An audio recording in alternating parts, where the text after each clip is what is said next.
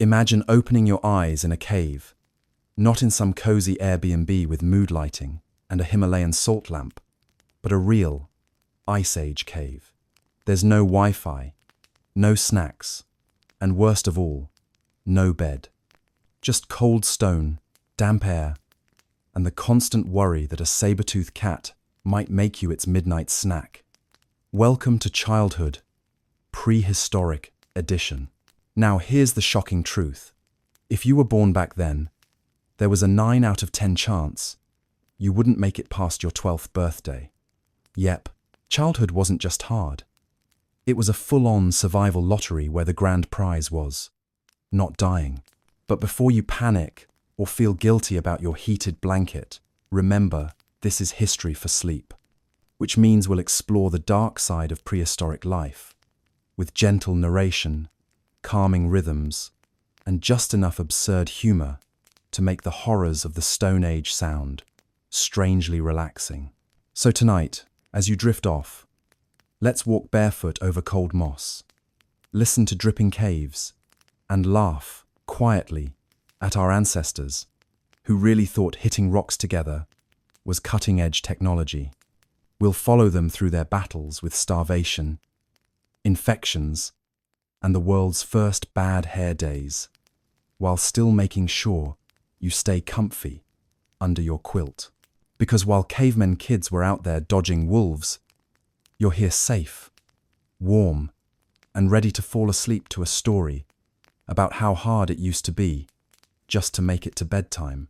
Close your eyes and imagine you've just woken up in a world that doesn't look anything like the one you know. There are no cars driving by, no planes humming overhead, no glowing screens competing for your attention. Instead, the air smells of smoke and damp earth. The soundtrack is the occasional howl of wolves echoing over the hills, the crackle of a fire, and someone coughing nearby, probably from inhaling a little too much cave smoke last night. This is childhood, 50,000 years ago. And if you're already thinking, where's the Wi-Fi? Well, let me tell you, the only kind of signal you'll find is the sound of your clan calling out to check if the bear is still hanging around the cave entrance. A Stone Age childhood was not about playgrounds, cartoons, and colourful cereal boxes.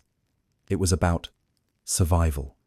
From the moment you were born, life was a race to stay alive long enough to learn the basics, how to walk without wandering straight into a saber-tooth's jaws, how to eat without poisoning yourself on berries that look delicious but were secretly trying to kill you, and how to not set your own hair on fire when you got too close to the campfire. The odds were not in your favour, but if you did manage to make it through, congratulations, you were on your way to becoming one of the toughest kids who ever lived. For starters, there was no such thing as a safe, cozy crib with a mobile dangling above it. Babies were swaddled in animal hides and sometimes laid directly on the earth. It's hard to feel nostalgic about childhood when your earliest memories are probably of shivering against a cold stone floor. Parents didn't hover over their children with antibacterial wipes and organic snacks. They were too busy trying not to get eaten themselves. If your mother turned her back for a second, you could crawl out of the cave and straight into a patch of stinging nettles, or worse, into the open, where a hungry eagle might decide you looked like an easy lunch. Yes, back then, even the birds were not on your side. Childhood wasn't measured in years of carefree innocence. It was measured in whether you could walk, talk, and carry your share of the chores without slowing everyone else down.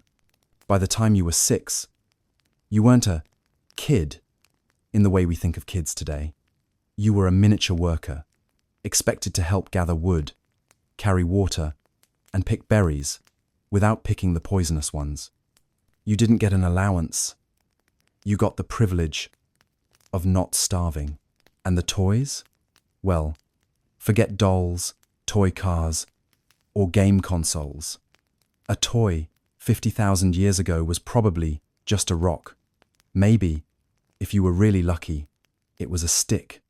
Sometimes, kids would tie grass around the end of a stick and pretend it was a little spear. Play wasn't about imagination, in the whimsical sense. It was practice. Every game was secretly training for survival. Throwing rocks at each other wasn't mischief. It was rehearsal for when you'd have to throw rocks at something that actually wanted to kill you. Tag wasn't just running around for fun. It was training your legs to sprint in case of sudden bear. The social life of children was different too. There were no schoolyards filled with classmates your own age. Your playmates were your siblings, cousins, and the occasional kid from another clan you met during seasonal gatherings. If you didn't like them, too bad you couldn't exactly swipe right on a new set of friends. You were stuck with whoever was in the cave with you. Imagine family road trips, but forever. And discipline? There was no time-out corner. There were no stern lectures about sharing. The rules were very simple. If you do something stupid, nature will punish you faster than any parent could. Run too close to the fire, burned feet, wander too far into the forest. Congratulations, you just became wolf food. In a strange way, kids probably behaved better back then, not because they were naturally angelic, but because misbehavior had terrifying consequences. Of course, we can't forget the fashion sense. No cute pajamas or little sneakers, just animal skins, stitched together with bone needles and sinew. If you wanted flair, maybe your mother smeared you with a little ochre paint or stuck a feather in your hair. The Stone Age didn't have clothing brands. It had whatever keeps you warm enough not to die tonight. And children grew out of their hides quickly. If you shot up a few inches, you might spend a whole winter in an outfit that barely fit, which is basically the prehistoric version of squeezing into last year's Christmas sweater. Yet, despite how harsh it all sounds, Stone Age children did what children always do. They laughed, they played, they annoyed their parents, and they found joy in small things. Maybe they marveled at the way sparks flew when someone struck flint against stone. Maybe they giggled when someone tripped and fell into a muddy puddle. Maybe they stayed up late, listening to stories around the fire, eyes wide, as elders told tales about spirits, animals, and the mysteries of the world. Childhood might have been short and dangerous, but it wasn't joyless. So, as you sink deeper into your blankets tonight, think about that. Childhood 50,000 years ago was a race against time. It was dirty, cold, and often terrifying, but it was also the training ground that shaped humanity into what we are today. No TikTok, no toys, no bedtimes enforced by parents. Only the universe itself enforcing bedtime, usually by knocking you out with exhaustion. Strange, isn't it? Somehow, from those rough beginnings, we made it all the way here. If you think being a kid in the Stone Age sounded tough, try being born in the first place. Birth back then was less magical moment in a hospital room and more high-stakes gamble in a cave with a side of mortal danger. Every delivery was a roll of the dice, and the house always seemed to win. There were no ultrasounds, no epidurals, no sterile gloves. There weren't even midwives with formal training, just mothers, aunts, and whoever else had managed to survive childbirth themselves and could lend advice like, breathe and try not to die. Imagine coming into the world with no guarantee that either you or your mother would survive the experience. That was birth in the Stone Age. First, there was the issue of hygiene, or rather, the complete lack of it. Today, doctors scrub their hands, instruments are sterilized, and hospitals smell faintly of disinfectant. Back then, the delivery room might have been a damp corner of a cave where smoke from the fire mixed with the smell of unwashed hides. Tools, if there were any, were stone blades, barely sharp enough to cut, and definitely not clean enough to prevent infection. The ground was dirt. The blankets were animal skins. If bacteria had a theme park, it was a prehistoric birth site, and infection was a killer. Even if a baby was born healthy, the mother faced enormous risks. A single cut or tear could lead to sepsis. Without antibiotics, infections spread rapidly. Fever meant death more often than survival. So every successful birth wasn't just a cause for joy, it was a miracle, a triumph over the odds. Then there were complications. Today, doctors can perform C-sections if labor gets stuck. Back then, obstructed labor was often a death sentence for both mother and child. Human babies are notoriously tricky to deliver because of our large skulls, a side effect of evolving big brains. That's wonderful for inventing tools and telling stories, but terrible when you're trying to squeeze a melon-sized head through a very narrow passage. It's the evolutionary equivalent of building the world's fastest car and then realizing the garage door is too small. Premature birth was another danger. A baby born too early had almost no chance of survival. Without incubators, specialized feeding methods, or even an understanding of what premature meant, those fragile infants were unlikely to live more than a few hours or days. And even full-term babies were far from safe. A little too much bleeding, a difficult birth position, or a cord wrapped around the neck could end everything. And yet, births kept happening.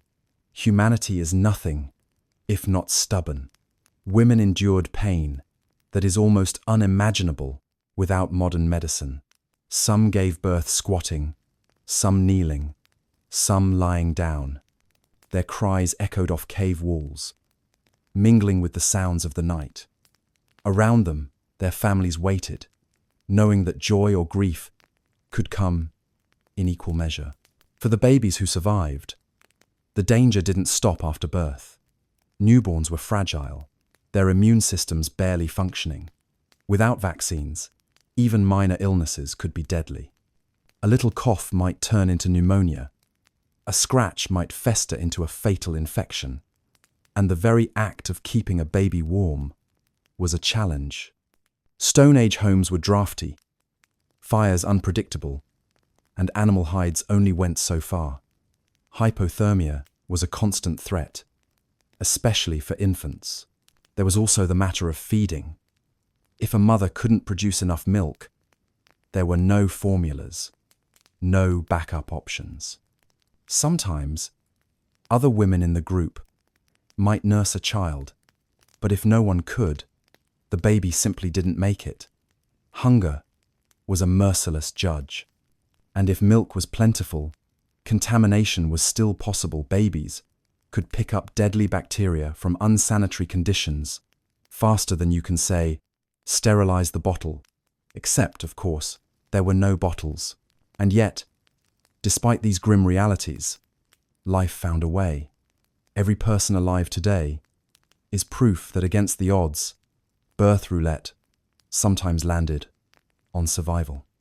Each of us is descended from an unbroken chain of babies who survived their first terrifying hours, days, and years. It's strange to think that one difficult delivery could have ended your lineage before it began. One infection, one cold night, one complication, and you wouldn't be here at all. So tonight, as you sink further into the comfort of your bed, think of how miraculous it is to be alive now in a world where birth isn't usually a coin toss, where sterile rooms and skilled doctors make survival the expectation, not the exception. The prehistoric world was unforgiving, but somehow our ancestors endured. Every safe delivery today carries the echo of countless dangerous ones in the past. And that, perhaps, is the greatest lullaby, knowing we were never guaranteed to be here, but we are. If you've ever held a newborn baby, you know how delicate they are. Tiny hands that can barely grip your finger, soft heads that feel like they're made of marshmallow, and cries that sound like the world's tiniest car alarm. Now imagine dropping that fragile little human into the middle of the Ice Age. No incubators, no clean swaddles, no pediatricians ready to check vitals. Just cold stone, smoke-filled caves, and predators lurking in the shadows. The fact that any newborn survived their first week is nothing short of miraculous. Picture it. You've just been born. Congratulations. You can't see more than a blur. You can't walk. And your only skill is screaming. Not exactly the resume of a successful survivor. Meanwhile, the environment around you is a non-stop obstacle course of things trying to kill you. The air is freezing, the ground is filthy, and that smoke from the fire your family depends on. It stings your brand new lungs. Welcome to life, prehistoric edition. The first problem was warmth. Newborns today get to be tucked into heated hospital blankets, wrapped like little burritos. Back then, warmth was a gamble. Mothers and fathers did what they could. Animal skins, moss stuffing, the warmth of the fire. But even one draft in the cave could chill a baby dangerously fast. Hypothermia was always lurking, waiting to snatch away a tiny life before it had even really begun. Sometimes babies slept pressed against their mother's chests, using her body as the only available heating system. But mothers were often malnourished themselves. If she got too cold or too weak, it wasn't just her life in danger, it was the baby's too. And let's not forget cleanliness. Babies are messy. They drool, they leak, they spit up. In a modern nursery, this is handled with wipes, diapers, and gentle baths. In the Stone Age, there were no diapers. At best, there were scraps of hide or woven grass. At worst, the baby just leaked onto the floor of the cave. That meant germs, and germs were lethal. An infant's immune system is like a tiny security guard with a water pistol valiant, but hilariously underprepared. If even a small infection took hold, it could spread fast. The first week was a constant standoff between fragile immune systems and an environment crawling with invisible enemies. Then there was food, or rather, milk.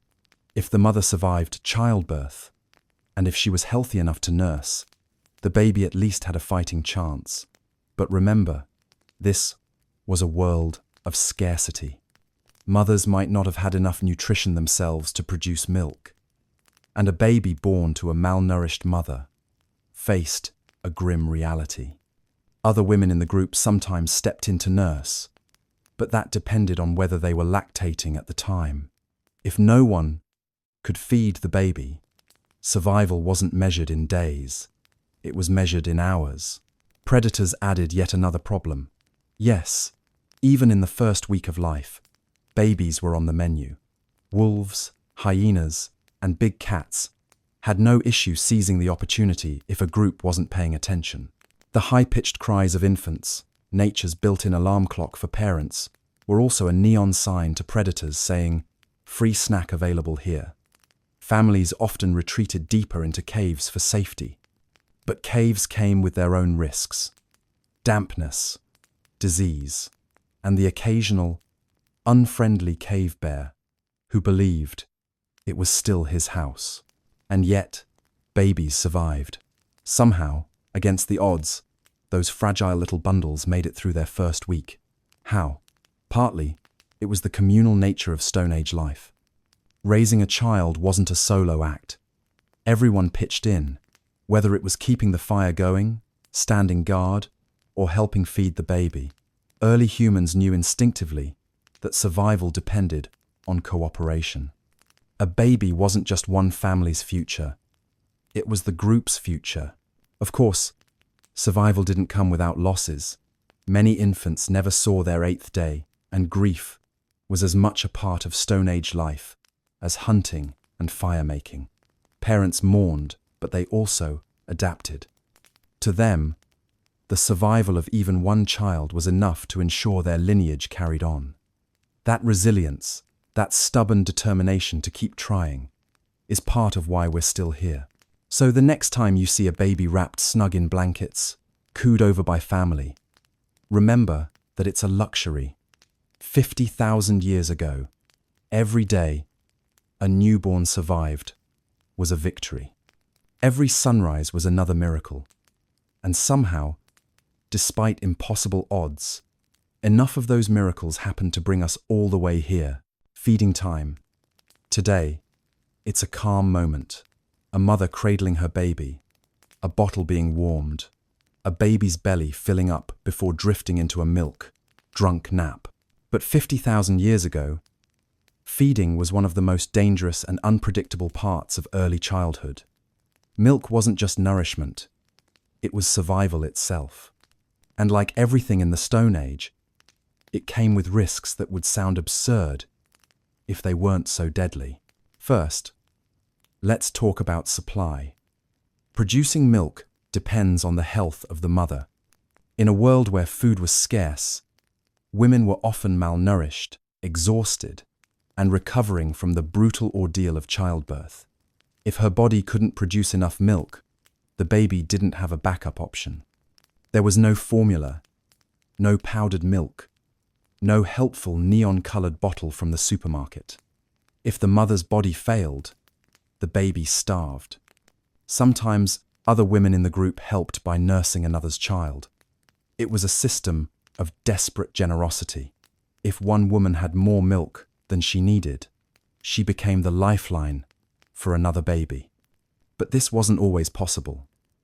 Imagine the fear of watching a baby cry, knowing there was simply nothing left to give. And even when milk was available, feeding wasn't a peaceful scene. Picture a mother sitting near the fire, nursing her infant, when suddenly the family dog, or what passed for a family dog back then, which was probably half wolf, decided to nose a little too close. Or imagine the cries of the baby carrying through the forest, a sound that for predators might as well have been a dinner bell. Hyenas were infamous opportunists. They could smell a vulnerable group from miles away, and feeding time was often when humans were distracted, focused on calming a hungry newborn, instead of keeping watch. It's grim, but yes, there are stories in the fossil record of feeding mothers ambushed by predators. Even the simplest act, providing milk, could attract danger. Milk itself could be problematic too. If the mother was sick, her milk might not be nourishing enough. Illness could pass infections along to the child. Babies didn't come with sturdy digestive systems. They came with stomachs that protested at the slightest irregularity. A contaminated environment, poor maternal health, or even the wrong kind of diet for the mother could leave the baby racked with diarrhea or vomiting. And in a world without hydration salts or rehydration therapy, that was often fatal. Then there were the accidents. Fires were necessary for warmth, but dangerous for little ones. A mother feeding too close to the flames might lean back wrong. A spark might leap from the fire, and suddenly both mother and child were in trouble. Some parents chose to nurse deep in the cave for safety from predators, but that came with smoke inhalation and dampness that worsened health problems. Feeding was always a compromise. Safety from one danger meant exposure to another. We can't forget the sibling problem either. Older children sometimes became jealous or impatient when a baby took up all the attention. In some groups, toddlers would tug on a feeding mother's arm, disrupting the baby's latch, or demand their own share of food. A tired mother juggling multiple children might find feeding time to be less of a serene bonding moment and more like refereeing a very loud and very sticky wrestling match. Yet, milk was the golden ticket. If a baby could nurse successfully and consistently, the odds of surviving the first fragile months went up dramatically. And that's why entire groups often rallied around the act of feeding. Fires were stoked, guards were posted, and even other women stepped in when needed. Feeding wasn't just nourishment, it was community survival strategy.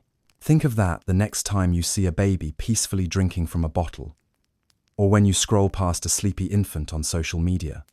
50,000 years ago, that same act could have been interrupted by a prowling predator, a sickly mother, or simply the endless hunger of scarcity. Milk was life, and life was precarious. The fact that so many babies managed to survive feeding at all is proof of how determined, clever, and resilient our ancestors were. They found ways, however messy and imperfect, to keep their little ones alive. And that persistence, in the face of every imaginable obstacle, is why we are here today. Sibling rivalry is as old as siblings themselves. Today, brothers and sisters bicker over screen time, who got the bigger slice of cake, or whose turn it is to sit in the front seat. 50,000 years ago, though, childhood spats weren't about video games or dessert. They were about survival. If your brother snatched the last scrap of mammoth fat from the cooking stone, you didn't just lose a treat. You lost calories you desperately needed to stay alive. Imagine growing up in a cave with half a dozen siblings. Space was tight, resources were tighter, and everyone was hungry. In fact, hunger was the soundtrack of Stone Age childhood. Babies wailed because they weren't full. Toddlers whined because their bellies ached. And parents shushed them all, while silently battling the same gnawing emptiness. When food appeared, even in the smallest portions, chaos followed. Children lunged for meat, as if it were candy, except candy didn't exist, and the meat might be the first real bite of protein in days. Fights broke out constantly.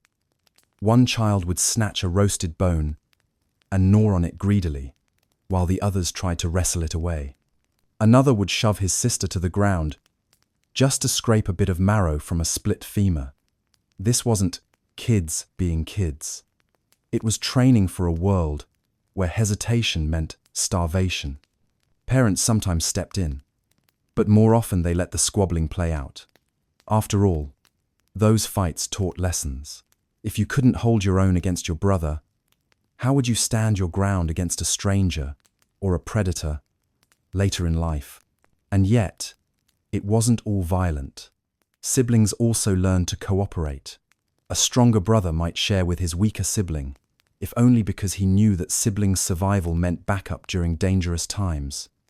A sister might sneak her baby brother a berry or two when their mother wasn't looking, proving that compassion had a place alongside rivalry. But compassion had limits. If food was scarce, bonds were tested. You might love your sibling dearly, but when both your stomachs were empty, that love could be temporarily suspended in favor of ripping a scrap of dried meat straight from their hands. There were no neat schedules or meal plans to reduce conflict. Food arrived irregularly after a successful hunt, a lucky foraging trip, or on rare occasions, when the clan stumbled upon an animal carcass, left behind by larger predators. That unpredictability made every meal feel like a competition. Picture children lined up around a fire, staring intensely at whatever was roasting, each one calculating how to grab their portion before someone else got there first. No Xbox controller prepared you for that level of intensity. Older siblings had an advantage. They were bigger, stronger, and faster. Younger ones had to rely on cunning, distracting their rivals, or sneaking bites when no one was watching. The cleverest might wait until the chaos settled, then snatch leftovers once the fighting was done, and sometimes the littlest just cried until someone took pity on them. Tears, even then, could be a surprisingly effective strategy. Sibling rivalry extended beyond food. It was about attention, safety, even future mating opportunities. But food was always at the center, because food meant life. And in those cramped, smoky shelters, every scrap mattered. Children learned early that their brothers and sisters were both allies and competitors, companions in hardship and rivals in hunger. If you've ever argued with a sibling over who ate the last cookie, just remember, at least you weren't fighting over who got to gnaw on the last strip of half-burnt goat hide. Sibling rivalry in the Stone Age wasn't cute, and it wasn't optional. It was the rough draft of survival training, written in bruises, bite marks, and the occasional act of kindness that reminded everyone that, even in rivalry, family was still family. Now let's talk about what those siblings were actually fighting over. The prehistoric daily diet wasn't glamorous. There were no steaming bowls of pasta, no chocolate, no fried chicken. Forget delivery apps. Your menu was whatever you could scavenge, dig up, or bring down with a sharpened stick. And let's just say, most of the time, the options were less than appetizing. For starters, roots were a staple. Imagine a child crouched in the dirt, digging with a stick, pulling up a gnarly, mud-covered tuber. This was the Stone Age version of a potato, except tougher, harder to chew, and sometimes mildly toxic. Parents taught children how to roast them on hot stones to make them edible. Raw, they were bitter and dangerous. Cooked, they became an important source of calories. Children learned quickly which roots filled their bellies and which ones sent them into miserable nights of stomach cramps. Getting that wrong could be deadly. Then there were bugs. Yes, bugs. Crickets, beetle larvae, termites. These were the protein bars of the ancient world. Kids learned to pluck termites straight from mounds, to crunch crickets after roasting them over a flame, and to scoop beetle grubs from rotting logs. It sounds disgusting, but insects are calorie-dense, easy to gather, and often safer than gambling on unknown plants. Plus, once you got used to the crunch, they weren't so bad. At least that's what parents told their kids, probably while trying to mask their own disgusted expressions. Meat was the prize, but it wasn't guaranteed. A successful hunt might mean roasted deer or mammoth steaks, but hunts were dangerous and often failed. More often, families relied on scavenging. If a predator left behind a carcass, humans crept in to take what they could before being noticed. Children sometimes helped, darting forward to grab chunks of fat or marrow. This was less about taste and more about survival. Fat, especially, was treasured. A single bite of marrow could mean the difference between weakness and strength. Berries, fruits, and leaves were more complicated. Not everything colorful and juicy was safe to eat. In fact, many berries could kill. Parents taught children with ruthless precision. This one is safe, that one will have you foaming at the mouth. But sometimes, mistakes happened. A child might pop a bright berry into their mouth, only to collapse hours later. These tragedies left scars.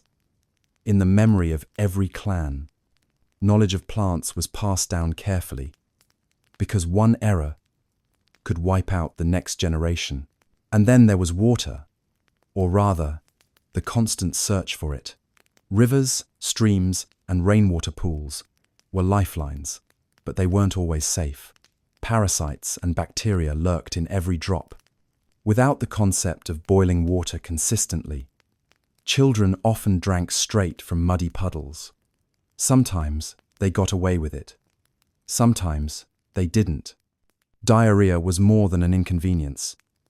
It was a killer, draining fragile bodies of the fluids they couldn't spare. Meals weren't 3 times a day with snacks in between. They were sporadic, unpredictable. Some days there was more than enough. Other days, nothing at all. Hunger was so common that children went to sleep with empty stomachs, listening to them growl through the night. It was normal, expected, even accepted. Despite the hardships, food brought people together. Fires became gathering spots, with children huddled near the warmth, waiting eagerly for the chance to gnaw on something, anything that had been roasted. And sometimes there were rare treats.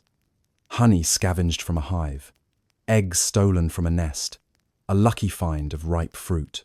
In those moments, laughter filled the cave. For a brief time, life tasted sweet, but sweetness was always fleeting. Tomorrow could bring nothing but roots and bugs again. The daily diet wasn't about pleasure, it was about staying alive long enough to see another day. And somehow, those gritty, dirt-covered meals fueled the survival of our ancestors, passing the baton of life, one bite at a time. There's something undeniably charming about a baby's first steps today. Parents hover with their phones, ready to film, cheering as their child toddles across the carpet, maybe falling into a pile of toys or the family dog. Everyone claps, the video gets shared online, and the child's legacy begins with a moment of joy and applause. But 50,000 years ago, those first steps weren't celebrated with applause. They were accompanied by a collective gasp of terror, because in the prehistoric world, mobility wasn't just freedom. It was a direct ticket to danger. Imagine the scene. A child, barely steady on their legs, wobbles across the dirt floor of a cave. Their parents glance up from sharpening stone tools, not in celebration, but in sheer panic. The child is heading toward the fire. One wrong step, and instead of applause, you have a toddler with singed hair and blistered skin. Fires were lifelines, but to small children, they were glowing, flickering traps. The same flames that cooked mammoth meat and kept predators at bay were also one of the first hazards that infants learned to respect or else. But if fire was a threat indoors, the real nightmare was outside. A crawling infant or a toddling child didn't just risk bumping their head, they risked becoming dinner. Predators stalked the periphery of human settlements, drawn by the smell of cooking or the sounds of crying babies.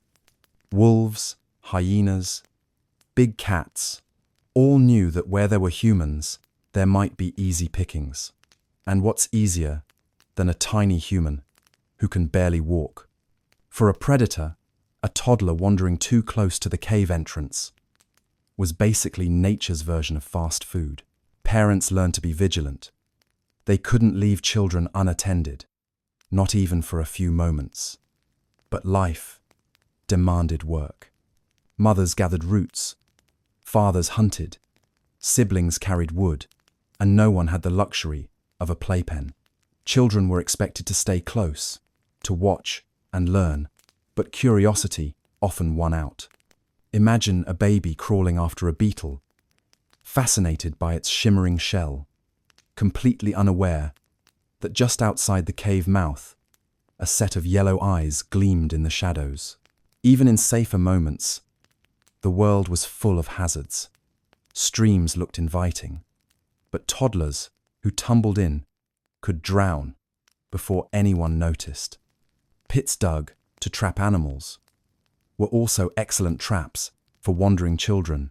Sharp stones, pointed sticks, even the bones of prey could pierce tender skin. And every scratch, every cut, carried the risk of infection. For a child in the Stone Age, the first steps were less, "Oh, how cute," and more, "Dear gods, please don't let them kill themselves." Of course, children adapted quickly. Falling wasn't just expected, it was training. A child who tripped over roots learned to watch their step. One who stumbled too close to the fire and got burned learned fast to keep their distance. In a brutal way, every danger was a lesson. Survival meant learning those lessons early, or not at all. Parents knew that coddling too much was dangerous. Kids had to toughen up, to scrape knees, to fall and rise again, because the world outside the cave didn't forgive hesitation. And yet, there must have been moments of joy. Imagine the pride of seeing your child, however wobbly, standing on their own, eyes bright, with determination. That tiny spark of independence was proof that your lineage might continue. Yes, danger lurked at every step, but survival always began with movement. So parents held their breath, whispered prayers, and hoped their children's steps carried them toward life, not death. Every time you watch a modern toddler take their first steps, think of this. Somewhere in our deep history, those steps were celebrated, not with videos, but with sheer relief. Another day survived, another lesson learned, another tiny human inching toward the skills needed to stay alive in a world where predators waited patiently for mistakes. When we talk about prehistoric dangers, it's tempting to imagine only predators, saber-toothed cats, giant bears, packs of wolves. But truthfully, the most ruthless killer wasn't claws or fangs. It was the weather. The Earth 50,000 years ago was caught in the grip of the Ice Age, a time when climate could swing from bone-cracking cold to blistering heat with little warning. And for children, who were already fragile and vulnerable, the weather was an unrelenting villain. Picture a Stone Age morning in the depths of winter. The sun rises weakly, casting light but no warmth. Inside a cave, children stir under piles of hides, their breaths forming little clouds in the freezing air. Their parents coax the fire back to life, because without it, the family won't last the day. Children step out, their bare feet pressing into icy ground, the cold biting instantly. They don't have wool socks or fleece jackets. They have stitched together hides, stiff with frost, and if they're lucky, scraps of fur wrapped around their shoulders. Cold wasn't just uncomfortable, it was lethal. Hypothermia could set in within hours.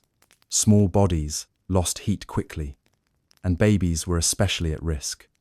Parents often kept infants pressed against their skin beneath layers of hide, using their own body heat as a living incubator. Older children learned to huddle together like puppies, sharing warmth, because one layer of fur was rarely enough. Fires helped, but firewood was scarce in many regions. Gathering wood was a daily necessity, and children were often sent to help. Their tiny hands clutched sticks, their little faces raw with cold wind. A winter without enough wood wasn't just miserable, it was a death sentence. Then came summer, and with it, a different kind of torment. The Ice Age wasn't one endless freeze. Between glacial advances, warm spells baked the land. Children, who had just spent months trying not to freeze, suddenly faced the opposite problem. Imagine a small body running barefoot over hot earth, the sun beating down mercilessly, lips cracked with thirst. Streams dried up, waterholes shrank, and children drank from muddy puddles just to soothe their throats. Dehydration struck fast. Without enough fluids, weakness set in, followed by fever, sometimes death. The swings were brutal. Cold snaps could arrive overnight, storms sweeping down from glaciers. Families that hadn't prepared would find themselves huddled together, listening to the wind scream outside, wondering if they would wake at all. Heat waves cracked the earth, killed the plants, and drove animals away, leaving children hungry as well as thirsty. And through it all, there was no shelter beyond what could be built from branches, hides, or caves. No sturdy walls, no insulation, no air conditioning, just the naked face of nature and the constant reminder that humans were small, weak creatures at its mercy. Children bore the brunt of these swings. Adults had the experience to endure, to pace themselves, to hunt despite the cold, or forage despite the heat. But children, they suffered quickly. They froze faster, dehydrated faster, weakened faster. Parents knew that losing children to the weather was as common as losing them to predators. One cold night could wipe out an infant. One blazing week could take down toddlers who couldn't handle the heat. And yet, somehow, our ancestors endured. They learned tricks, passed down generation to generation. In the cold, snow was packed against huts for insulation. Heated stones were wrapped in hides and placed near children at night. In the heat, families dug shallow pits to escape the sun or traveled at night when the air cooled. These were fragile solutions, but they worked often enough to keep humanity alive. If you think about it, the Ice Age wasn't just a period in history, it was the greatest teacher. It forced humans to adapt, to cooperate, to innovate, and every child who survived those swings in weather was a miracle of resilience. So tonight, as you settle under your blankets, imagine being a child, then huddled near a flickering fire, or gasping under the hot Sunday. Imagine how every breath was a small act of defiance against a world determined to freeze or burn you. And then let that thought go, drifting into the comfort of knowing that, somehow, we survived it all. The weather may have been the cruelest villain of the Ice Age, but it didn't win. You know that feeling when you get a paper cut? It stings, you grumble, maybe slap on a bandage, and within a week it's gone. In the modern world, minor wounds are barely an inconvenience. But in the Stone Age, that little cut was a one-way invitation for disaster. To live as a child, 50,000 years ago, was to walk on the razor's edge between health and infection. Because in those days, microbes weren't just lurking, they were everywhere, waiting, like invisible assassins, for the tiniest opening. Imagine you're a child, maybe 5 years old, racing barefoot across the forest floor. You stub your toe on a jagged rock. Blood trickles out. Today, you'd wash it, disinfect it, maybe even complain dramatically to your parents until someone handed you a cookie for comfort. But back then, that small injury was potentially the start of your final chapter. There were no antiseptics, no antibiotics, no neat little packets of sterile gauze. What you had instead was dirt, sweat, animal blood smeared from butchering, and smoke from the fire coating every surface. It wasn't so much a healing environment as a petri dish of doom. The human immune system is clever, yes, but in prehistory, it was working overtime without backup. A scratch could become red, swollen, hot. Pus would form a word that sounds as unpleasant as the reality. If the infection spread, fever followed, the child grew weaker, and often that was it. Families could do little more than hope. Sometimes the body pulled through, sometimes it didn't. Death by scratch sounds absurd to us, but it was a brutal, everyday reality then. The real terror was tetanus, though they didn't have a name for it. A rusty thorn or bone shard pierced the skin, and days later the child's muscles would stiffen, jaws locking tight. Without medical knowledge, families could only watch helplessly as their child succumbed to spasms and eventual suffocation. No treatment, no cure, just a cruel mystery that stole children in their sleep. Then there were stomach bugs, invisible killers, spread by dirty water or spoiled food. Children were the most vulnerable. A sip from a contaminated pool, and suddenly they were curled up with cramps, diarrhea, draining their fragile bodies. In modern times, rehydration can save lives. In the Stone Age, dehydration was almost always fatal. A simple stomach bug could wipe out half a group's children in a matter of days. Imagine the grief of parents watching their little ones fade, powerless to stop it. Parasites were another constant. Worms wriggled into bellies, feasting silently on nutrients. Children with distended stomachs and thin arms weren't just malnourished, they were walking buffets for intestinal hitchhikers. Lice-infested hair, fleas nestled into hides. Each bite risked infection. Even skin irritations could become deadly when scratched open with dirty fingernails. It sounds bleak, and it was, but children weren't entirely defenseless. Families discovered primitive remedies, herbs that soothed pain, smoke that repelled insects, mud that kept wounds covered. These weren't cures, but sometimes they helped. A poultice might draw infection out, or at least give the body a fighting chance. Some groups even noticed that certain moldy substances seemed to reduce swelling, an accidental preview of antibiotics thousands of years before their time. Still, every child grew up with the constant threat that something invisible might get them. They learned quickly to avoid risks. Don't poke at sharp bones, don't drink stagnant water, don't wander barefoot where thorns hide. Of course, being children, they still did all those things. Curiosity was a survival skill too, and sometimes curiosity got the better of caution. And so, microbes continued their relentless assault, claiming the unlucky or the careless. It's easy to take for granted how safe we are today. Cuts heal, stomach bugs rarely kill, parasites are handled with pills.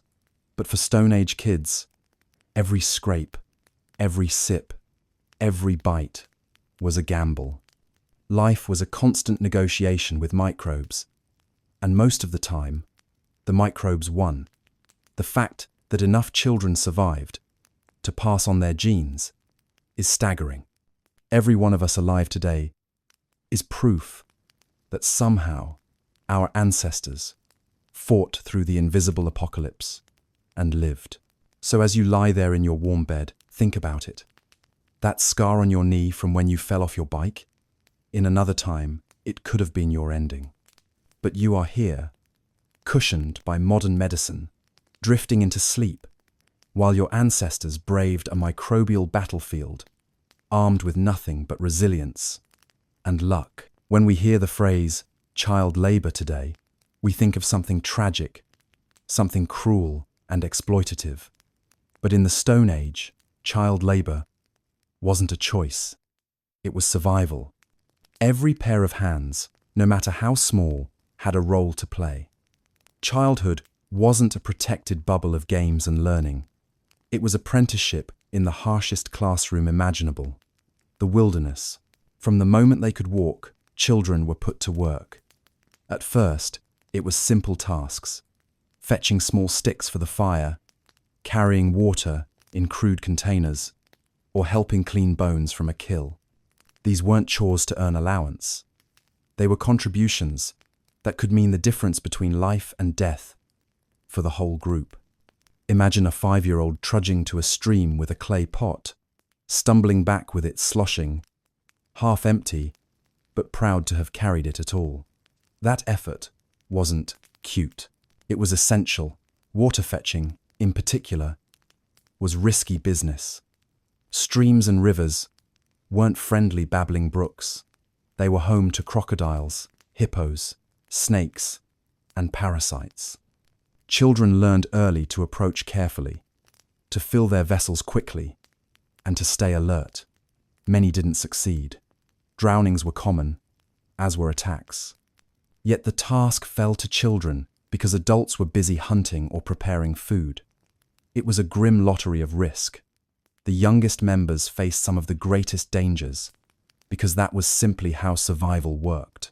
Toolmaking was another domain where children were indispensable, while adults crafted the more complex weapons, spearheads, knives, axes. Kids practiced flaking smaller stones, shaping them into usable scrapers. It was practice for adulthood. Yes, but those tools were still valuable. A child might not be able to hunt a deer, but they could shape a flake, sharp enough to clean its hide or scrape marrow from its bones. Hours were spent hunched over rocks, fingers bleeding from mistakes, learning through trial and error. If you've ever handed a child Play-Doh and marveled at their concentration, imagine that but the Play-Doh is razor-sharp flint, and one wrong move leaves permanent scars. There was no concept of too young to help. Even toddlers had their roles, if only as watchdogs. A 3-year-old might be tasked with keeping birds away from drying meat or scaring off stray dogs from the fire. The responsibility was huge, but in small groups every role mattered. Older children, maybe 7 or 8, might be sent with their peers to gather berries or roots. That meant remembering which plants were safe and which were poisonous. And sometimes the lessons were learned the hard way. A single wrong berry could wipe out an entire group of children before they even reached adulthood. Play and work blurred together. Throwing stones at trees wasn't just a game, it was training for throwing them at prey. Running races through the forest wasn't simply fun, it was practice for fleeing predators. Children who excelled at these games were often the ones who survived longer. Childhood was a constant rehearsal for the brutal stage of adult life.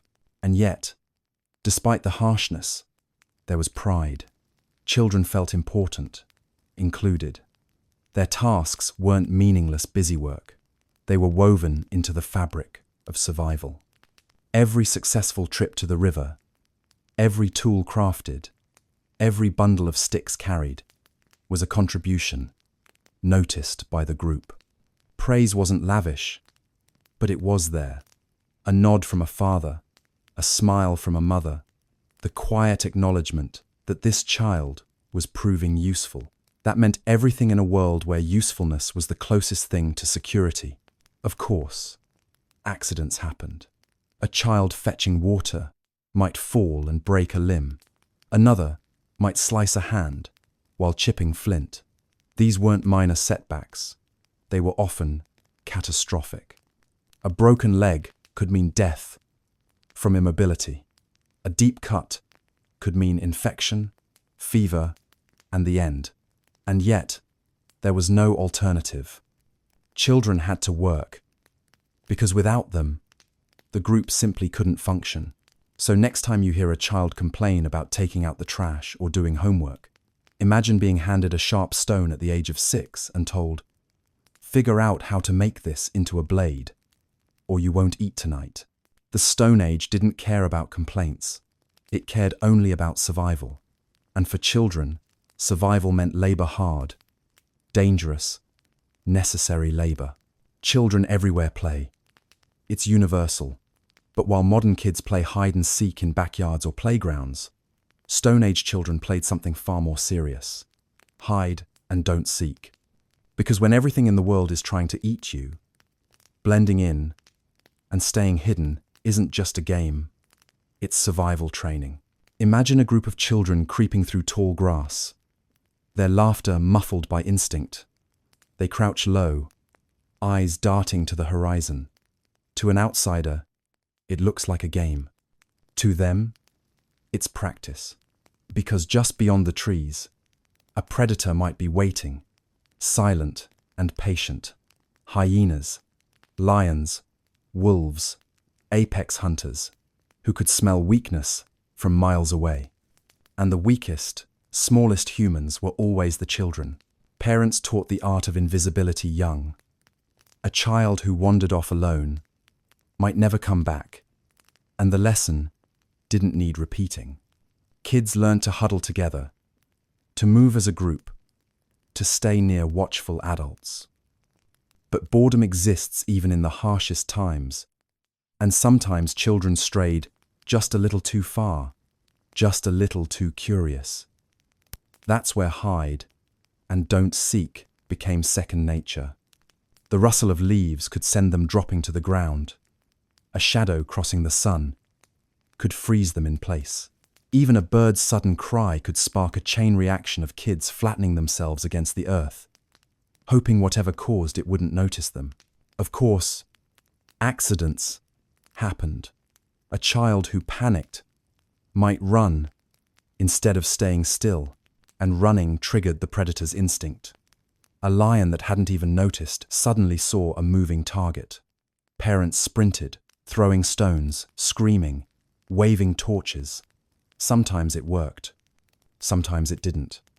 Childhood games often ended in tragedy, and the survivors learned the lesson. When danger comes, silence and stillness are stronger than speed. But there was another side to the game. Children also hid from each other, testing how well they could disappear into the environment. Caves, bushes, tree trunks, all became hiding places. A child who hid too well sometimes scared their family half to death, vanishing for hours. But those moments of panic doubled as drills. Parents scolded them afterward, but secretly, they were relieved. This child had shown they could hide from predators too. There was no playground equipment, but nature provided. Fallen logs became balance beams. Boulders became climbing walls. Sticks became spears. Stones became targets. Children threw, chased, tumbled, and yes, they laughed. Even in danger, they laughed. Because laughter is also survival, a way to release fear, to bond with others, to make the world feel less terrifying.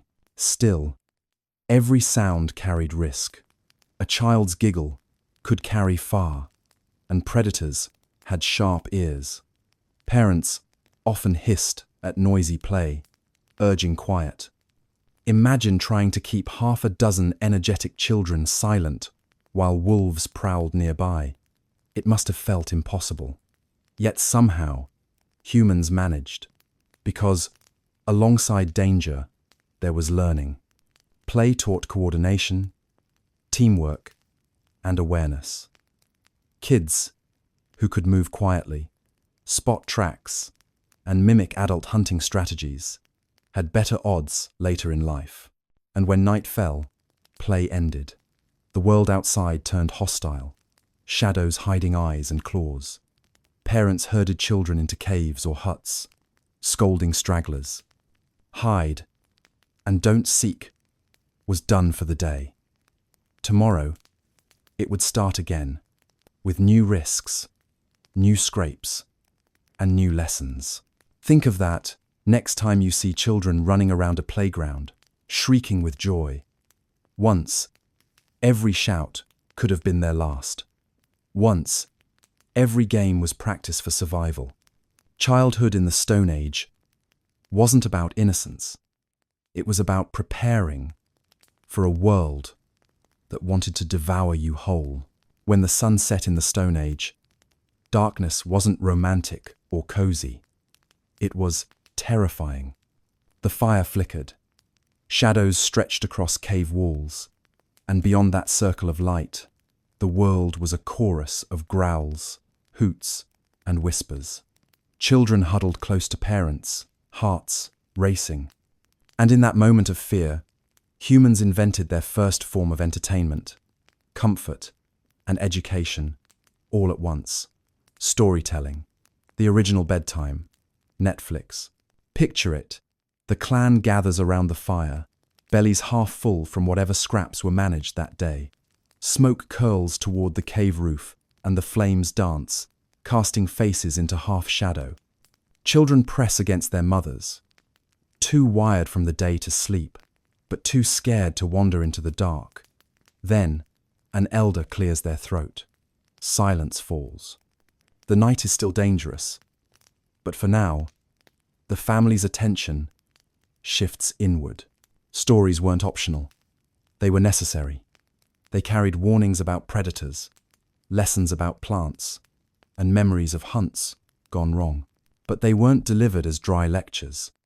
They came as vivid, dramatic tales, because drama kept children awake and listening. An elder might widen their eyes, whisper about a great beast stalking the valley, then leap suddenly, making the little ones shriek and clutch each other, and then laugh. Always laugh, because laughter loosened fear's grip. Gossip was part of it too. Humans have always been fascinated by each other's business. Around the fire, stories about who shared food with whom, who wandered too far from camp, who got scolded for eating the wrong berry, became the entertainment of the night. Children learned through these tales, absorbing rules and customs, while also being amused. Don't be like your uncle, who thought he could scare a bear by yelling. The bear wasn't impressed. That kind of story stuck better than a simple warning ever could. For children, these nightly gatherings were both thrilling and comforting. They gave shape to the darkness. Monsters were scary, but monsters with names and stories were manageable. The unknown became known, even if only through words. And in those moments, children drifted towards sleep, soothed by the rhythm of voices, lulled by repetition. Storytelling was the lullaby of the Stone Age. It wasn't all fear and warning. Stories also inspired wonder. Tales of the stars, the moon, the spirits of animals, these fueled imagination. Children looked up at the sky differently because of what they heard at night. They carried myths in their hearts, and those myths gave meaning to their short, harsh lives. Gossip and storytelling did something else too. They built community. They created shared laughter, shared lessons, shared identity. Around the fire, children didn't just learn how to survive. They learned who they were. They belonged to a story bigger than themselves, passed down through countless nights. So when you settle into bed and put on your favorite show, think of those children 50,000 years ago. Their streaming service was the elder's voice. Their episodes were cautionary tales, myths, and gossip. Their screen glow was firelight. And their comfort came not from binge-watching, but from knowing that as long as the stories kept flowing, they were safe, together, and part of something lasting. Fire. To us now, it's cozy. It means candles, electric fireplaces, or campfires with marshmallows. To our Stone Age ancestors, though, fire was both miracle and menace, a force that kept them alive, while also constantly threatening to roast their children like little wild hens. For toddlers in particular, fire was less of a comfort and more of a glowing, flickering temptation they couldn't resist. Imagine a 2-year-old stumbling across the dirt floor, seeing those bright flames, and thinking, yes, I will absolutely touch that. For prehistoric families, fire was everything. It kept the cave warm, it kept predators away, and it turned raw, stringy food into something vaguely edible. Without fire, survival odds plummeted. So the fire had to stay burning day and night, through storms and hunger, through exhaustion and fear. It was the heart of the family, which made it all the more terrifying when toddlers decided it looked like a fun toy. Parents learned quickly that fire safety was not optional. But toddlers don't learn quickly. They see dancing flames, sparks shooting into the night, and glowing embers that look suspiciously like shiny red berries. You can almost hear their inner monologue. Why is no one letting me play with this magical glowing bush? It seems delightful. The result? Scalded fingers, burned arms, singed hair. If you've ever watched a toddler shove a crayon up their nose despite being told not to, imagine that. But instead of crayons, it's burning sticks. Some parents tried to mitigate the danger by creating rules. Children were told scary stories about spirits hiding in the flames, punishing those who got too close. Fear was the first fire extinguisher. Others turned to practical lessons. They let children hover near the fire, just long enough to feel its heat, teaching boundaries the hard way. The phrase "burn once, never again" was likely more of a literal truth than a metaphor. Accidents were constant. A child tripped and fell into embers. Another toddled too close, hide clothing catching a spark. And in those moments, fire stopped being a tool and became an enemy. Families screamed, scrambled, doused burns with whatever water or herbs they had on hand. And yet, they couldn't abandon the fire. They needed it too much. The dance between toddlers and flames became a nightly ritual, parents pulling them back, children toddling forward, fire crackling in the middle, like the universe's most dangerous babysitter. But fire wasn't just danger, it was also teaching. Older children were gradually entrusted with feeding it. Imagine the pride of a 6-year-old given their first task, placing a stick into the flames without smothering them. It was a Stone Age rite of passage, the prehistoric equivalent of training wheels on a bike. You start small, learning balance, learning patience, learning that fire is alive in its own way. Feed it wrong, it dies. Feed it too much, it flares up dangerously. Get too close, you burn. Fire was both teacher and test, and there were benefits, even for the littlest ones. Fire kept wolves and lions at bay, turning the night into something survivable. Children huddled near it, soaking up warmth, eyes drooping to the sound of crackling wood.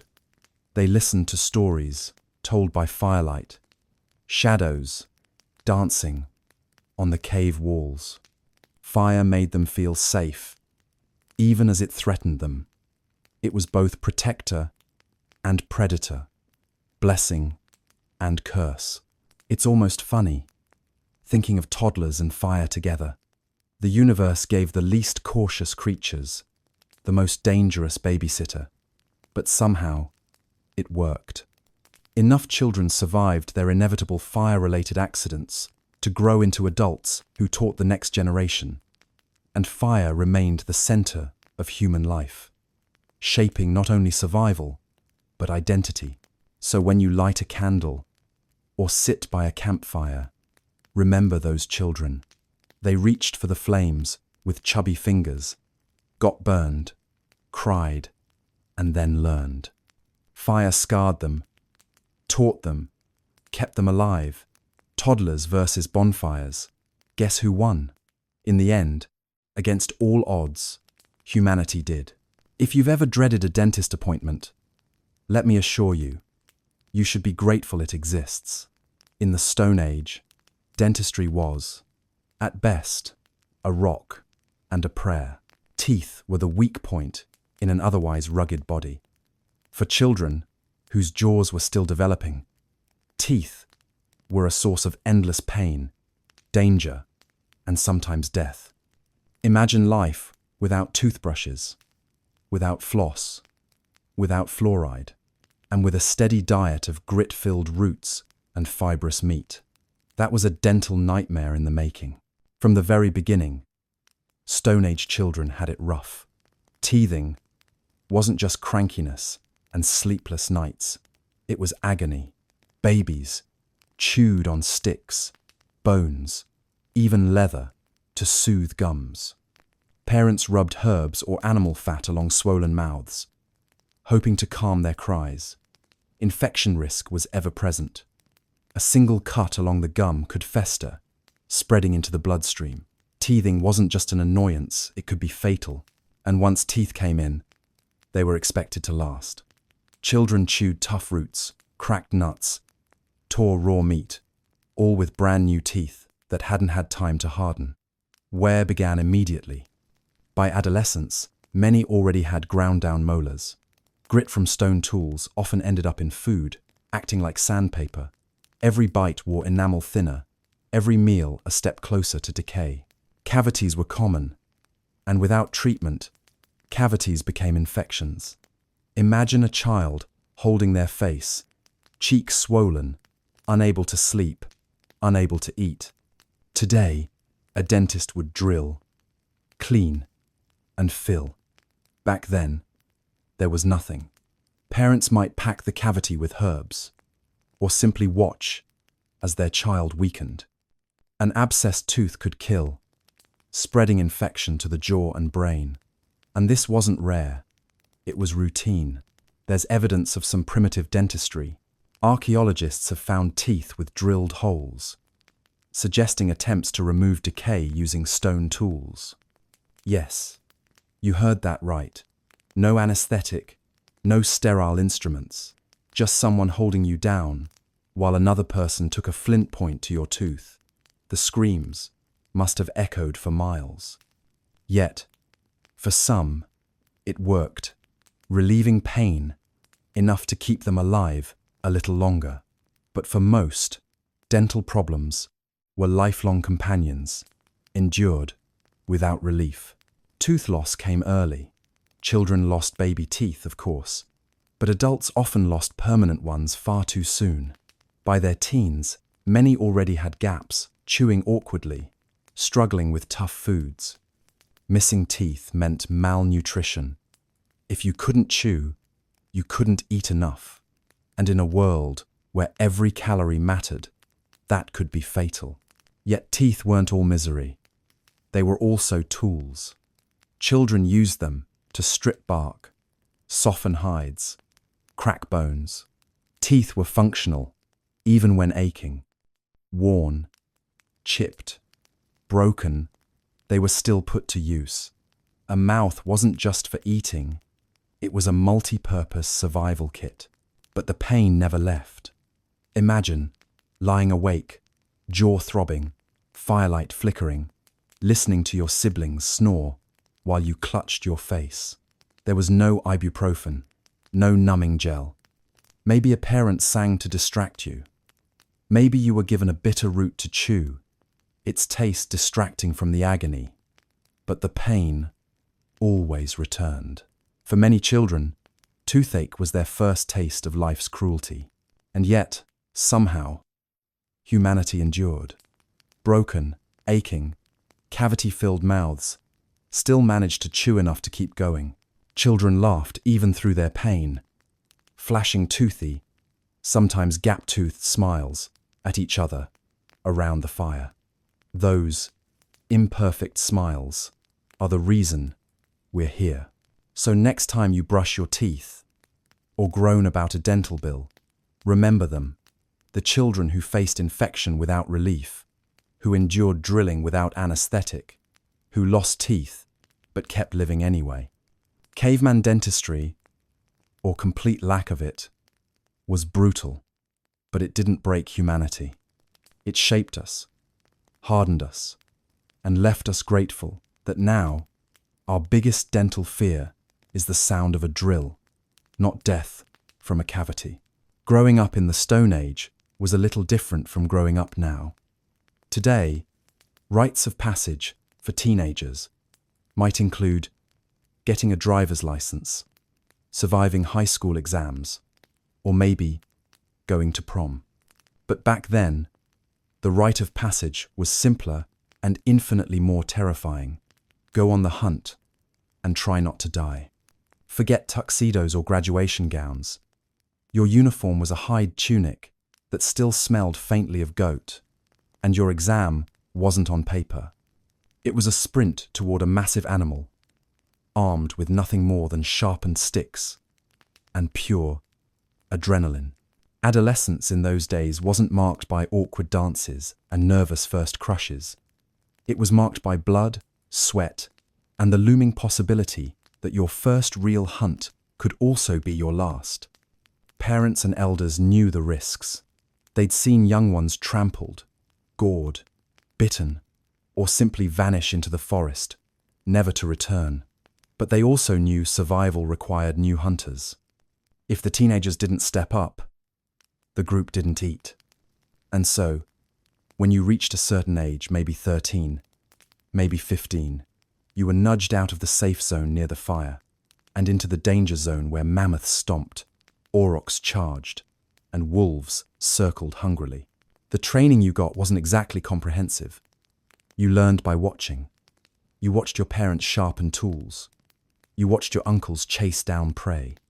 You watched older siblings return from the hunt, sometimes limping, sometimes not returning at all.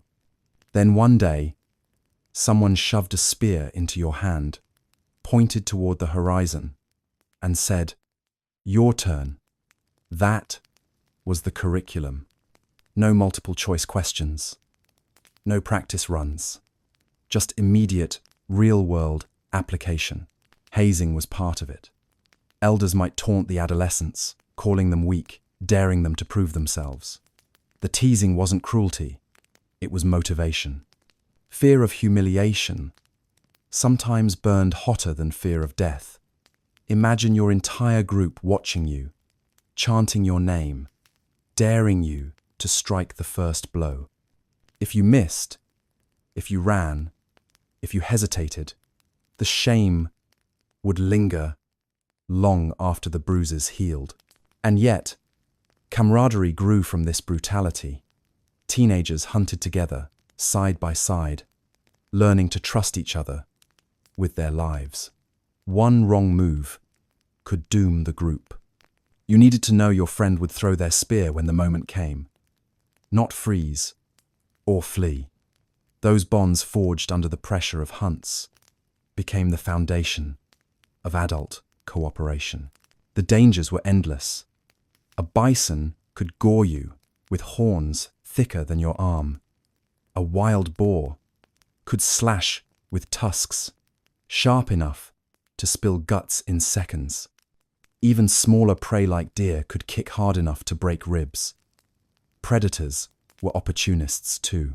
A pack of lions might wait until the humans weakened an animal, then swoop in, leaving the teenagers to fight on two fronts. Survival wasn't guaranteed. In fact, survival wasn't even expected for everyone. Hunts were gambles, and sometimes the gamble was paid in adolescent blood. And yet, the ones who survived became legends. Boys who brought down their first deer were praised, their names murmured proudly around the fire. Girls who set clever traps or speared fish from the river became indispensable. Every successful hunt was more than food. It was proof that the next generation could carry the clan forward. Parents might hug their children afterward, not just out of love, but out of sheer relief. You're alive. You did it. You're one of us now. There were no certificates, no diplomas, no caps tossed into the air. The rite of passage was the meal itself. When the meat roasted and the group feasted, you sat a little straighter, proud that your hands had helped fill those bellies. It was validation in the most primal sense. You weren't just a child anymore. You were a provider. Still, adolescence in the Stone Age was never truly safe. The hazing never ended. Each hunt was a test. Each chase, another opportunity to fail. Adults joked at the expense of teenagers, reminding them how close they'd come to disaster. Laughter stung, but it also bonded. The harshness wasn't cruelty. It was preparation for a world that never gave second chances. So when you think of modern rites of passage, think of them kindly. Exams might be stressful, but at least they don't involve outrunning an angry mammoth. Prom might be awkward, but at least no one gets trampled by a boar. The next time you hear someone complain about adolescent hazing at school or in sports, remember our ancestors. Their hazing was survival training, and the final grade was written not in ink, but in blood. Being a teenager has never been easy. Today, it's pimples, social awkwardness, and endless homework. But 50,000 years ago, teenage problems were on another level entirely. Acne might have been annoying, sure, but the real problem was lions. Actual lions, prowling the edges of camp, waiting for you to slip up. Imagine balancing the usual hormone-driven chaos of adolescence with the knowledge that you might literally get eaten on your way to fetch water. Teenagers in the Stone Age were stuck between two worlds. They weren't little kids anymore, but they weren't fully respected adults either. They were expected to carry more responsibility, to hunt, to gather, to help defend the camp. But at the same time, they still made mistakes. Mistakes that were far costlier than forgetting your math homework.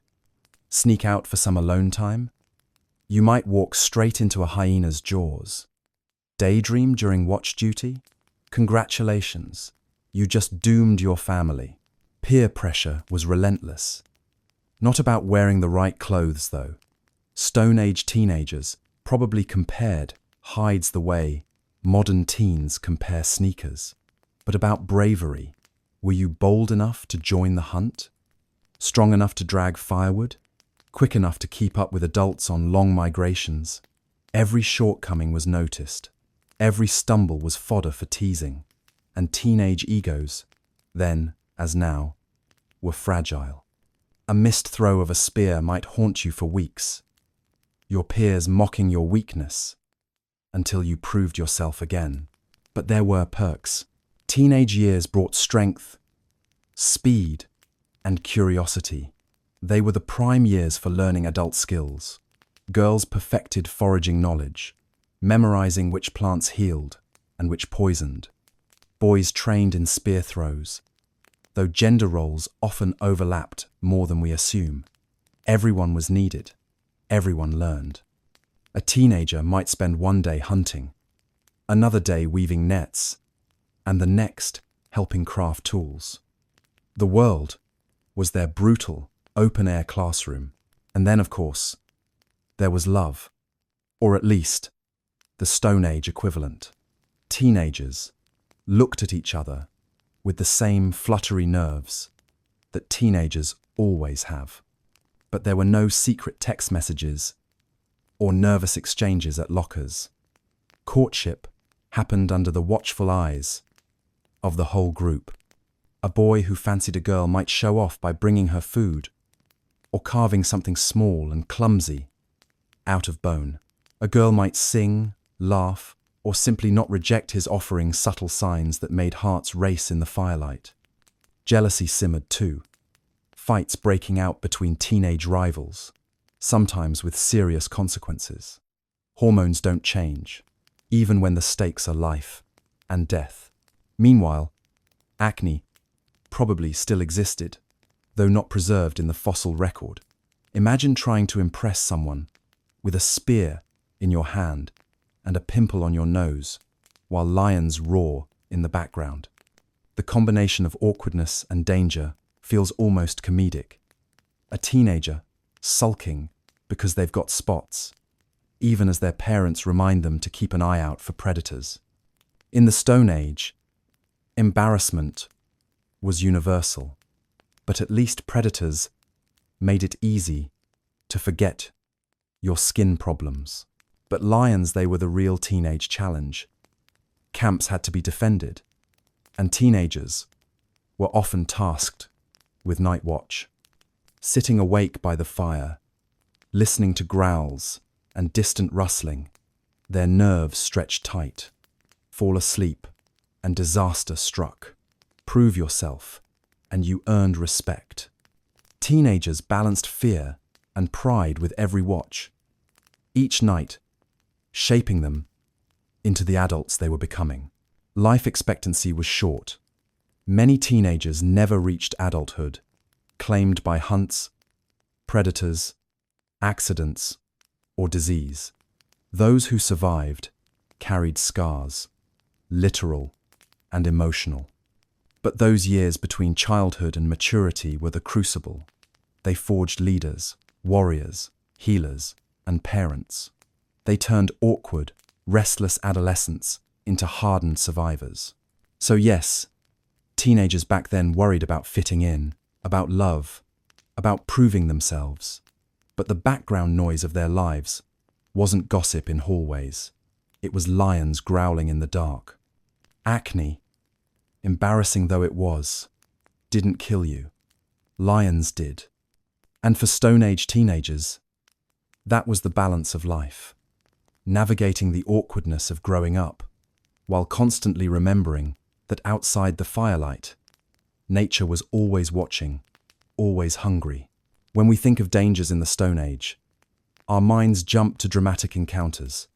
A saber-toothed cat leaping from the shadows, a mammoth trampling an unlucky hunter, a wolf pack circling the camp. And those things did happen. But the more mundane truth is that many people, children especially, met their end through accidents. Not glorious, heroic deaths, but the everyday clumsiness of being human in a world made entirely of hazards. The environment itself was an obstacle course.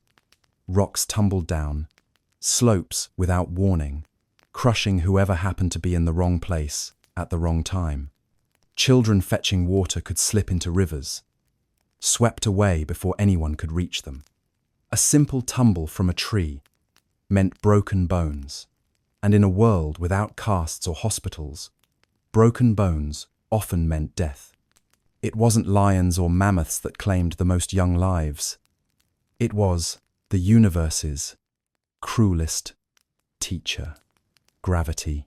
Imagine being a child told to watch your step on a mountain path while carrying a bundle of sticks nearly as tall as you.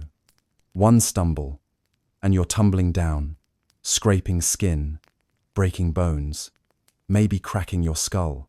Adults warned children constantly, but warnings don't erase curiosity or clumsiness. Kids explored, kids wandered, kids fell. That's what kids do. Only in the Ice Age, "Oops, I tripped," was often the last mistake you ever made. And then there were pits. Pits dug, as animal traps were ingenious tools for survival. A carefully disguised hole, lined with sharpened stakes, might bring down a deer or even a larger animal. But those pits didn't care who fell into them, and children light-footed, distracted, chasing each other, were perfect candidates. A misstep, a shriek, and suddenly the trap meant for prey had claimed one of its own. The pit was effective, yes, but it had no off switch. And families mourned, not just the lost child, but the cruel irony of being undone by their own survival strategy. Accidents also came from tools. Flint knapping was essential, but it sent shards flying sharp enough to slice flesh. A child shaping their first blade might cut their hand deep. No disinfectant, no stitches, just a wound that festered. Even adults weren't safe. A tool breaking mid-hunt could send jagged edges into someone's leg. A spear thrown badly could impale a friend instead of prey. Every object designed to help survive carried its own risks. Fire, too, claimed its share of victims. We think of toddlers singeing themselves, but accidents happened to older children and adults as well. Hair caught in flames, hides smoldered unexpectedly, sparks leapt onto bedding. Imagine dozing too close to the fire, only to wake with your fur blanket alight. There were no fire extinguishers, only frantic smothering, panicked shouts, and often terrible burns. Even food preparation was dangerous. Splitting bones for marrow meant swinging heavy rocks with force. Miss your mark, and the blow could land on your hand instead. Kids helping with chores sometimes learned this the hard way. Their small fingers crushed before they ever mastered the task. And gathering food had its own perils. Climbing for fruit meant risking falls. Digging for roots meant risking collapsed soil or angry snakes. Even something as simple as pulling honey from a hive could end in disaster, with swarms of bees stinging relentlessly. In many ways, life back then was a long sequence of near misses. Children who survived to adulthood were the ones who managed to dodge fate long enough to learn. Every scar was a reminder, every limp a warning. Don't climb that high. Don't walk too close to the edge. Don't forget, the pit is still there. Advice was carved into bodies before it was ever carved into memory. And yet, accidents were accepted as part of life. Parents grieved, but they didn't expect safety. There was no illusion that the world was gentle. The landscape itself seemed designed to test them. And through those endless accidents, humans learned. They learned to mark pits better, to create safer tool-making spaces, to station watchful eyes near rivers. Slowly, painfully, wisdom accumulated, written in the losses of children who didn't come back. Today, we bubble wrap our kids, put helmets on them, child-proof cupboards. Back then, the only safety net was vigilance, and even that wasn't enough. And still, enough survived. Enough dodged rocks, escaped pits, healed from falls, and stumbled forward into adulthood. Which means every one of us alive today is descended from children who managed not just to survive predators and hunger, but also their own clumsiness. A miracle, really, in a world where accidents lurked around every corner, waiting to strike with cruel impartiality. If childhood in the Stone Age sounds impossible, that's because for most, it was. 9 out of 10 didn't survive. The odds were brutal. But that 1 in 10, they carried something rare. A combination of luck, hardiness, and circumstance that allowed them to defy the statistics. When we say lucky, we don't mean in the sense of winning the lottery. We mean surviving long enough to pass on genes, to become the fragile thread of continuity, connecting past to present. Part of it was genetic. Some children were simply born sturdier, stronger immune systems, fought off infections that killed others. Bones knit back together after falls. Lungs endured the smoke-filled caves. Their bodies absorbed scarce calories better, their metabolisms wringing every bit of nutrition from roots and scraps. These children weren't superheroes. They coughed, they cried, they hurt, but their bodies quietly gave them an edge. And in a world where the smallest edge meant life or death, that mattered. But genes weren't enough. Guts, literal and figurative, were just as important. Children needed the courage to learn, to risk, to endure pain. They had to force themselves into icy rivers to fetch water, to swallow bitter herbs that might heal, to face predators with a steady gaze instead of panicked flight. Guts meant persistence. A child who stumbled, scraped, and bled, but kept walking, had a better chance than one who gave up. In the prehistoric classroom, resilience was the final exam. And then there was geography. Where you were born mattered almost as much as how strong you were. Some children grew up in regions with slightly more forgiving climates, near rivers that didn't dry up as quickly, or forests that provided steady nuts and fruits. Others lived near cliffs, caves, or natural shelters that gave them an edge against predators and weather. Entire lineages survived not because they were better, but because their birthplace offered a handful more resources, a few fewer hazards. Survival could come down to the luck of where your cradle of hides was laid down. Of course, community played a role too. A child born into a cohesive, cooperative clan had better odds than one in a fractured, hostile group. When everyone watched each other's children, there were more eyes against danger. When food was shared, the weakest still ate. Love, as much as strategy, kept some children alive. And yet, even with good genes, guts, geography, and community, survival still required fortune. A predator choosing to attack someone else, a storm passing slightly to the north, a fall that bruised instead of killed. Survival was never guaranteed. Every adult alive was a statistical miracle, a survivor of a gauntlet that claimed nearly everyone else. When we say only 1 in 10 made it, it isn't to emphasize tragedy, it's to emphasize resilience. That fraction, those children who pulled through, were enough. They carried humanity forward through ice, hunger, predators, and plague.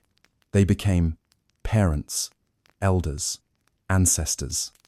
And we, cushioned by heated homes and medicine, carry their legacy in our bones. Every breath we take is borrowed from their endurance. Every laugh, every story, every invention is possible because that small fraction endured. Not stronger than the world, perhaps, but stubborn enough to keep going anyway. That 1 in 10 carried us all. When we look back at our prehistoric ancestors, we often imagine them as mysterious shadows on cave walls, primitive figures frozen in time. But what they left behind tells a different story. It tells us they weren't just surviving, they were thinking, experimenting, creating. They left us tools sharper than we'd expect, art more beautiful than we thought possible, and even a record of their everyday anxieties that feels surprisingly familiar. Take the tools. Stone Age kids didn't grow up playing with plastic toys that broke after 2 weeks. They played with rocks that lasted for millennia. Archaeologists still dig up the hand axes, scrapers, and blades crafted by their hands. Some are so finely chipped that modern flint knappers, yes, that's an actual profession, struggle to replicate them. Imagine that.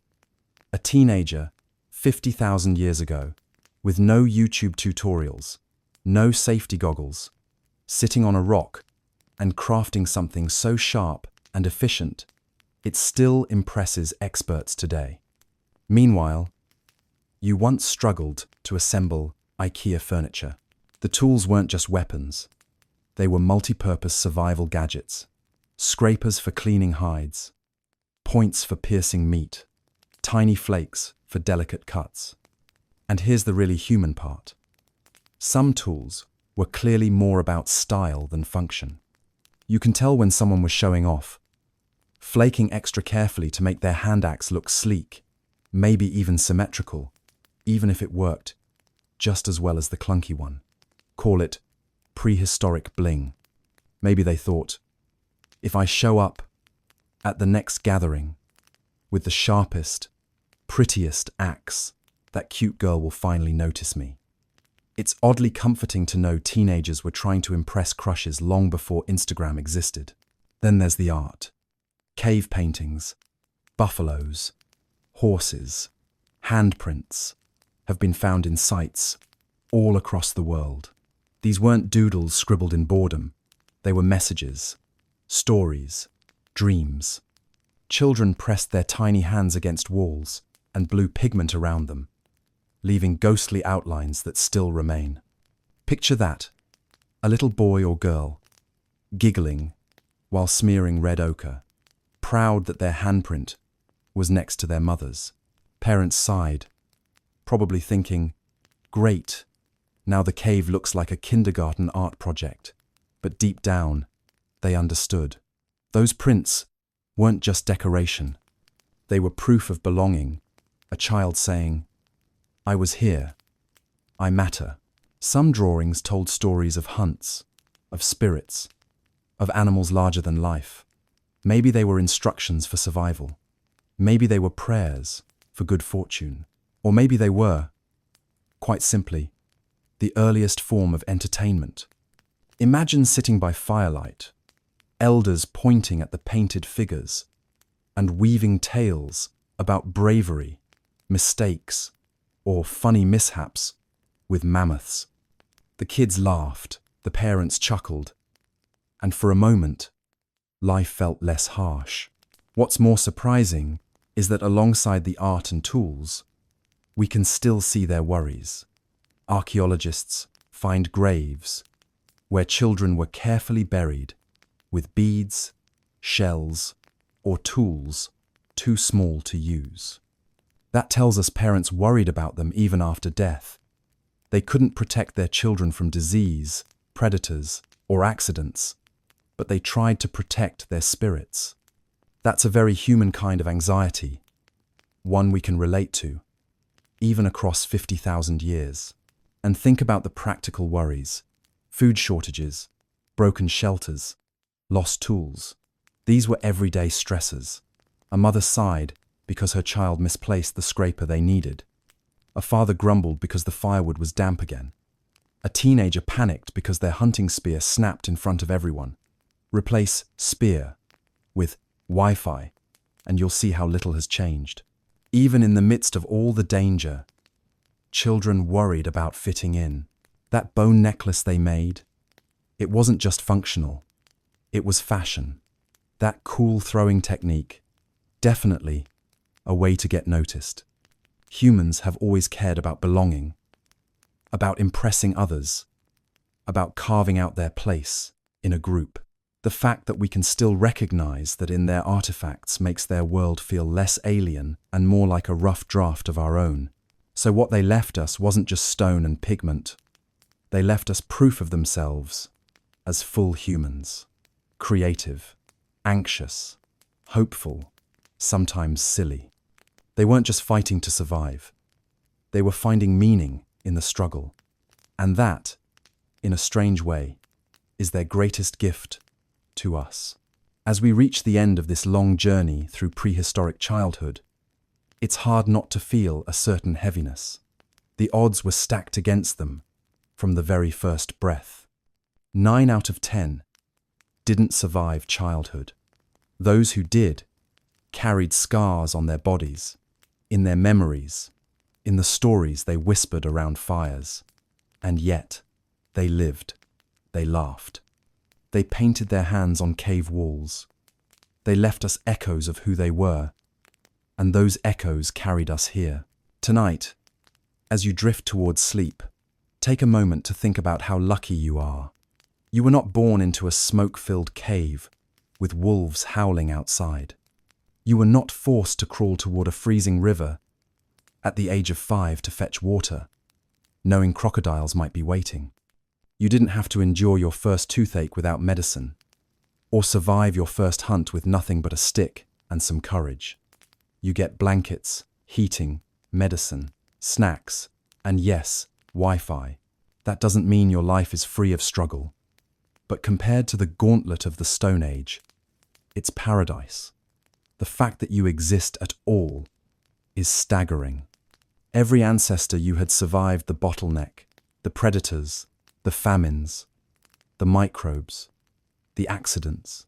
Each one passed the torch to the next generation, sometimes barely, sometimes by sheer luck. And eventually, that line reached you. Out of billions of possible lives that could have been snuffed out, yours endured. That is worth gratitude. So as you lie in your bed, safe and warm, breathe in that comfort. You are here because countless children before you endured hunger, pain, fear, and loss. They had no choice but to be strong, but they weren't unfeeling. They laughed when fire popped unexpectedly. They complained when their siblings stole food. They rolled their eyes. Yes, I'm sure teenagers have always rolled their eyes when parents nagged them. They lived human lives, as messy and beautiful as ours, just in harsher conditions. And what's left for us is the quiet gift of perspective. When you worry about small inconveniences, the Wi-Fi dropping, the bus running late, your phone battery dying, remember the children who worried about lions, starvation, or freezing before dawn. Remember them not with guilt, but with awe. You carry their strength in your DNA, their resilience in your bones. They survived, so you could thrive. Now, close your eyes and let their story fade into the night. Imagine the firelight dimming, shadows shrinking as the embers cool. Outside, the predators still roam, but they're far away, separated by time. You are safe. You are warm. You are the descendant of survivors. And tonight you can rest, knowing you don't have to fight the battles they fought. In the quiet of your room, wrapped in the miracle of comfort they could never imagine, allow yourself to drift. Let gratitude settle over you like a blanket. Because while their childhoods ended in pain, more often than not, yours begins and ends tonight with peace. And that, more than anything, is proof of how far we've come. And that's where we'll leave our journey for tonight. You've walked through the dangers of the prehistoric world, but now you're safe, warm, and ready to drift into dreams. Sleep well, and let your mind wander somewhere calmer than the Ice Age. If you're still awake, though, don't worry. There are 2 more stories waiting for you, right here on the screen. Just click one and keep the adventure going. And if you enjoyed this journey, remember to subscribe so you never miss another bedtime story from the dark side of history. Good night and rest easy.